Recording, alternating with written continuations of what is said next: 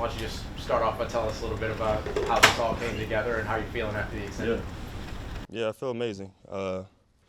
Obviously, this is definitely a God thing. Like I said, I'm always going to give him thanks in whatever goes on.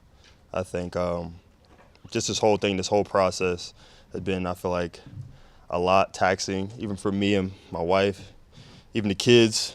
They've been growing up. I think it's taxing for them, but this is definitely God. I think his sovereignty and his faithfulness in all of this has made me even appreciate him even more. It's been so fun going through this whole year, going through this process, thinking about just this past year and staying with the Saints, looking at other aspects of where to go. But this is home for us. I think we've had our greatest challenges here. We've had our biggest disappointments here, raised our kids. New Orleans has shown us how to grow up.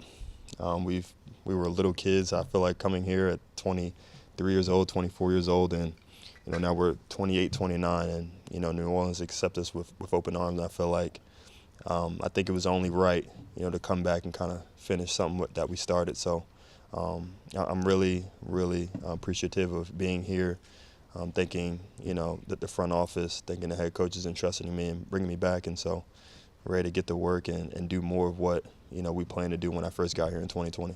Do you take any time within that reflection to reflect upon just like you're a wide receiver, you switch, and now you're on your second contract, but because of that, and just how that's worked out for you? It's so crazy. Like me and my wife was talking about this the other day. We don't like to think of everything as money, but just me as a rookie coming in signing a $10,000 signing bonus. I bet those guys upstairs didn't think that they were going to sign a guy for $20 million a year, and it just shows more of what I trusted in God and Him, like having me to be fruitful with little, so I can be fruitful with much. And as you know, faith with works is alive, and so that's the one thing that we live by in our family is faith with works is alive. And so, yeah, man, I mean, just looking at everything and starting as a receiver, moved to tight end, like everybody's just like eye open, like, well, you started as a receiver like in the league and then you moved to tight end, like yeah. But I just wanted to play and I love football, and that's all we care about around here is we just love football. I see those guys over there in jerseys. I bet y'all just love football too, and you don't care what position you at. I don't care where I was in the NFL. I just wanted to play football. I wanted to make a living for myself, and I just wanted to, glorify God with the talents that I had. So that's what I wanted to do, and I didn't care if I was tight end. I didn't care if I was defensive end, but I just wanted to play football and do what I could to just stay in the league. Kind of going off that, I mean, coming in the league undrafted and working your way to earning more playing time, then earning this second contract. I mean, when you kind of look at your journey and reflect on that, I mean, just how kind of grateful are you for everything, how it panned out here? Yeah, I'm so grateful. And a lot of that, I credit to my wife. She's been through me through a whole lot, and especially through the years, but definitely this past year. And she could tell you, I mean, breaking my foot before the season, like I was in a very I was in a dark place, because it's just like, man, like I'm really trying to have an impact in the team, and I feel like we have something good going. And for me, I carry a lot of the weight on what the city has, and so I was like, man, I don't even want to let the city down. I don't let my teammates down. I don't let the front office down, because I mean we got high expectations, and so yeah, man. I mean, just looking back at everything, it's just like I really want to, affect this team in a way, but I really want to affect this community in a way. So, just looking back at everything, like you said, I'm just extremely grateful of where I'm at, and where I'm going to go. And I feel like this just doesn't stop. Like I don't want this to. I feel like me being 28, I feel like people put a limit on me and say like, oh, this guy's old, in a way, to be like, oh, I don't think he's, is going to make it to 4 more years, 5 more years, but. I mean, if you trust God, I mean, I could play for another 6, 7 more years. And I think I'm not going to put a limit on myself, and I don't think anybody else should. So, yeah, this is a 3-year contract, but, I want to be staying in New Orleans for a lot longer than that. So I think, for me, I'm extremely grateful, and I don't want this to be just a 3-year thing. Have you studied this new offense at all, and just what are some of the key points that stand out to you about it? Yeah. You can ask my wife if I studied. She got mad at me yesterday or 2 days ago, what have you, She was like, well, what are you doing? I was like, well, I'm watching film, trying to find out what's going on. And I was like, are you upset? She was like, well, yeah, because you're spending family time. And I was like, well, I mean, I'm just trying to figure out, what's happening. I mean, we have a season coming up, and, I really want to be prepared for what's happening and what we got going on. And so, Kellen's done a great job, especially with his offense in the past years. I mean, he's been with the Chargers, Dallas, and obviously just won a Super Bowl with Philly. And so, just seeing what he's done, I just have to see, like, how players are going to be used, how the team is going to be used, and how in the direction that we're going. And so I really wanted to just take a deep dive in and really focus on, like, what's going to happen. And so I'm extremely intrigued. I'm excited to see what's to come. I mean, explosive offense, as everybody knows. But that also obviously comes as, us playing as a team. And so I'm excited. I'm see how all it comes together, how he is as a head coach, how guys rally around him. I think that's the biggest thing. What were those conversations with him important? I mean, obviously New Orleans was going to be hard to beat in your free agency journey, but did you want to make sure this was the right offense for you too? Yeah, absolutely. And honestly, I didn't look at anything until he was announced as head coach.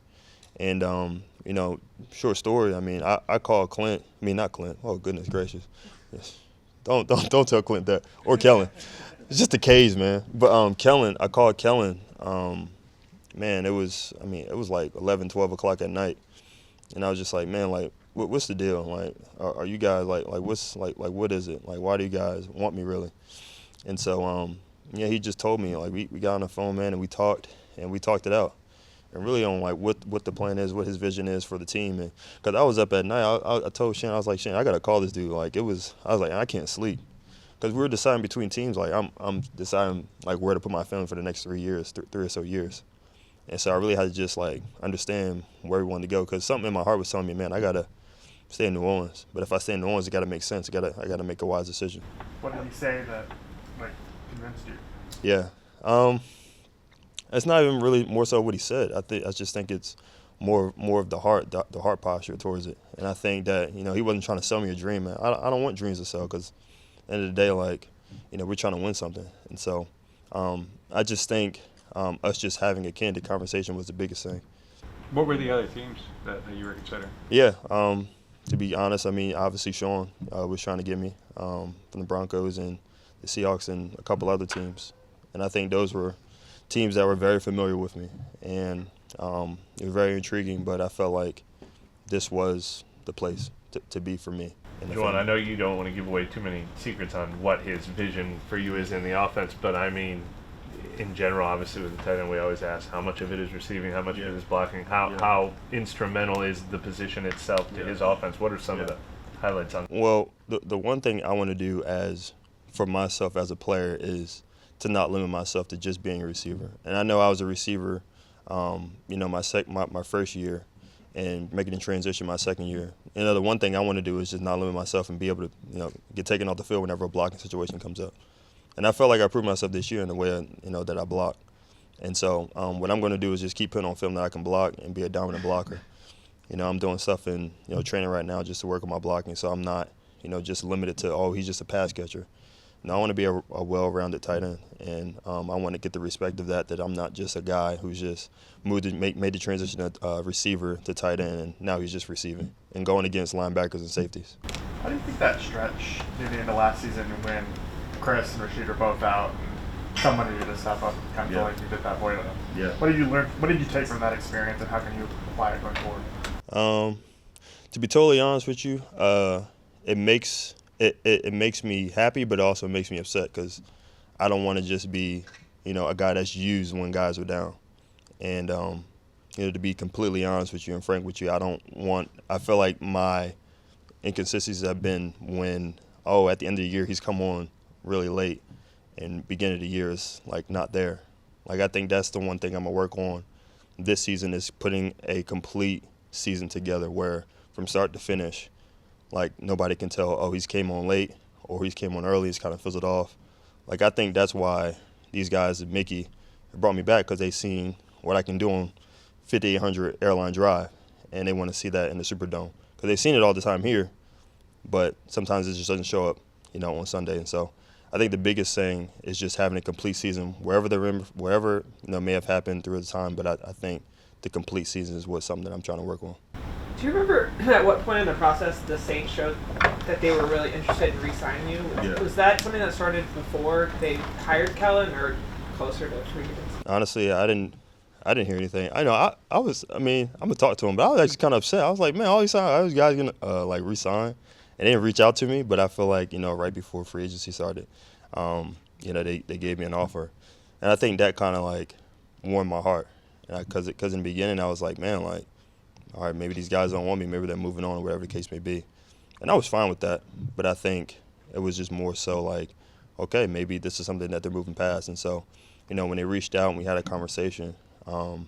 They just expressed that they do want me, they do value me, they do value me as a player, as a person, and so that right there spoke a lot of value, because it wasn't just one person, it was a lot of people that reached out in a matter of a week, just expressing how much. And I think they were more so trying to be respectful, because they know like I had a market too, and I had to explore that. But I think ultimately me just coming back, just letting them know that if I explored this, but this is where I want to be. When was your call with Kellen? Like what day? Do you remember? I'm not gonna lie, I don't know. I mean, I can go to my call up. I have no idea, but yeah.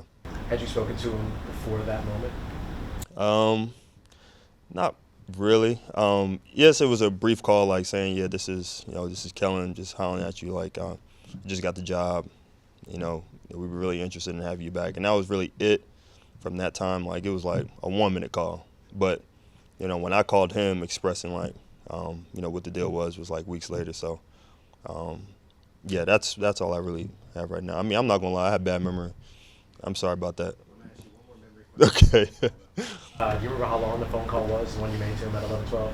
Oh man, it was like 15, 20 minutes. Like I really just had to dive deep in, because it was a life decision. I mean, because this is something that, like I said before, it's with the family, and I really got to take care of them. So is this something where I'm gonna have to stay here, where we really want to be, or we gotta go somewhere else, and we got to figure those logistics out. I don't know the expectations, so forgive me if this is a little obvious of a question, but when it comes to picking up the phone and calling you at 11, 12 o'clock at night, how much does it mean to you just that you answer? Sure, it meant a lot. And I feel like that's going to go to your point. Like, it's not really much of what he said. It's like the actions, because people can say a lot of things. And just like I'm going to go on later about just, about the team success. Like, it's not about what we say, it's about what we do. Like, people are tired of like, oh, we're the Saints, we're going to do this. No, we got to do it at this point. But I think him answering that call that late at night, I mean, he got a wife, he got kids, like, he probably don't want to be up. But, him just answering my call, it really meant a lot to me. How much of that conversation revolved around Derek, and what do you think this offense's kind of potential is with Derek at the helm, obviously, and Kellen? We didn't talk about Derek much, because it's not. I mean, honestly, it was about just me and him, and it was really about. It wasn't anything about a lot of schematics or anything like that. I really just want to know him. But I mean, yeah, we talked football, but I think the biggest thing was just trying to figure out what his plan and what his vision was. If I'm going to be here for 3 years, I want to know what that is. And so, yeah, it was huge. And as far as Derek, I mean, Derek's our QB, and so I understand like he's getting a lot of backlash right now for.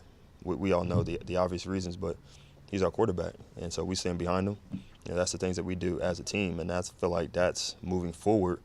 Us as a community, us as a team, us as an organization, like we got to stand behind him, because that's the guy that's leading us. How close did you come to leaving? Like, was there a moment in this process where you thought you were headed to Denver, for instance? There was a lot of back and forth, I'll tell you that, and that's what I'm saying. Like, it was just so like exhausting and so draining. Because there were a lot of ups and downs, and I mean, as you guys know, in free agency, like a team can come up just like that, and then another team. It's just like it's so much up and down through the whole process, and so as you know, like everybody's expendable. Like anybody can go this place or anybody can go that place. You just always have to be ready. But I feel like the biggest thing is just knowing that wherever I go, like someone's going to get all of me. Somebody's going to have a great family. Someone's going to try to affect the community in a big way, and same with the team. Obviously, you're coming off a year where you had most catches and most yards in a season. Do you think that's kind of indicative of the fact that your best football is to come, and how much momentum do you think you have heading into these next couple of years? Yeah. Like I said before, I feel like I've always came on late, and that's something that's always frustrated me throughout my career. I just want to have a complete season, and I feel like there's still so much left on the plate for me. And I feel like, the front office sees that. I feel like my teammates see that. And I feel like they always come to me like, why they not using you? I'm like, look, it's all about, the long game. And I feel like I'm poised for a big year at some point. And whether that be this year, I'm super excited. And you guys won't be no stranger to it because you guys seen it too on the practice field. And you guys seen that. But at the end of the day, like, there's going to be a time where it's going to click and it's going to get scary. And so I'm not trying to say that to be like, oh, here he is saying something. Like, the action has to follow it. So, I mean, I know what I can do, and everybody around you know I can do it in this building. So we're going to see. If that call goes unanswered or goes differently, are you in Denver?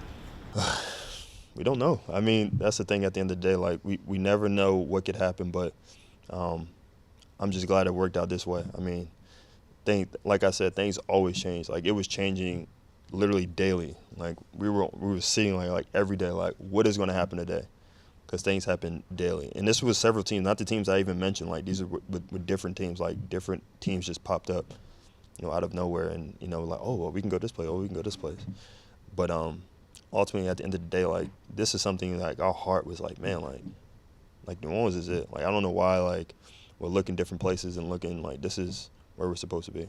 I know you said that you didn't remember what the call was, but do you know if you already had that offer that the Saints made in free agency on the table? Yeah, the call was on the table at that point. And so that was like a couple days before that we had that offer. And so just, pondering on that, thinking about it, and then going, to my wife about it, just like, what do we think about it? And so just sleeping on that and knowing that I couldn't sleep. So I just, reached out to him and we had a conversation. It was great.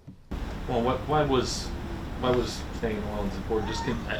Especially considering some of the down years you guys have had recently, missing the playoffs. Like, why'd you want to stay here? Yeah, because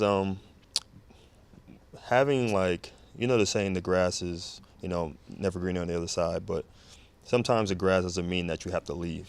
Sometimes the grass means that you need to, turn the page or have a different attitude about something, and that's something that I'm a firm believer in. I give you a short story. I remember, when I was in the transfer portal at Penn State and going to Oregon, something about me was just like, I'm so grateful that I went to Oregon, but there's something about me was just like, man, like, I felt like I should stay. And I said, when I get this opportunity again, like, I'm going to stay. And so opportunity comes up again where, I have a decision between leaving New Orleans Saints or going somewhere else. And it was like literally the last couple of days of, before I signed with the Saints. And it was just like, my heart was telling me, man, you had to stay. Like, something is telling me to stay. And it gave me a peace. Like, I didn't feel like I was rushed. I didn't feel like anxiety. I felt a lot of peace when, I was told to stay. So that was the biggest thing for me. Like, I need to stay because I want to finish something that I started with this team. How much did the initial offer kind of reflect what the final deal was? Reflected a lot. I feel like, I guess to give you a little insight, a lot of times teams give you low balls, and the Saints didn't do that. And I was like, wow, like, okay, these guys really like me and really respect me. That too kind of changed, how I felt about the whole situation, because at first nobody reached out, and I was like, man, you see this guy getting re-signed, you see this guy getting re-signed, like, Saints, like, why y'all not hitting me up? And they did, and initial offer was great. Obviously, we still had to explore other options, and that's when conversations started to happen. So, yeah, I mean, the first initial offer, that's something that speaks a lot of values to how they think about me. Lighter note, what did you kind of make of the memes going around with severance? Thank you, because I'm not going to lie. You was giving out those freaking calls. I was like, dang, like, we going to stop being so serious, bro. Jeez, a weed. Dang. I thought it was funny because me and my wife, we watched Severance all day. Like it was hilarious. And I was like, bro, first of all, they was fishing because I haven't had a mustache, just a mustache, in like 2 years. So they were searching for that photo. But I thought it was hilarious. I thought the 80s dad was like really funny. And I even asked her, I was like, should I like get my mustache back? But that's to be determined. I think I might do something next time y'all see me at OTAs. I might have a stash, so we'll see. But yeah, Mr. Milchick, I hope he hollers at me one day. We get to take a photo together, and with both our stashes. So yeah. Oh heck no, I don't know. We definitely not doing that. Miss Milchick is so serious. Like I want you to just like chill out a little bit. He went to Xavier. Look at that guy. Can we invite him to a New Orleans Saints game? Can we get that? Tweet it out or X'd out or however y'all call it. Tweet it out. Yeah, tweet. How many reps or plays do you feel like you added this season to your playlist? Was it the I'm Him playlist? Ooh. Oh yeah. Man, you got good memory. I'm not that good at memory. But a couple more, a lot more, actually. Like I said, it's all compacted into like, practice clips, game clips, things like that. And I just looked at it recently, and it also reminds me. I want to talk to young guys right here because like what he's talking about is that I have a photo album of all the good plays that I made like as a receiver or as a tight end, and so whenever I feel like discouraged, I just go back to those things, and I like play those things over to remind myself of like this is who I am, and so yeah, like I've added to that thing right there, and it honestly gives me a lot of confidence. It reminds me of who I am, and it honestly makes me feel good. And so, but yeah.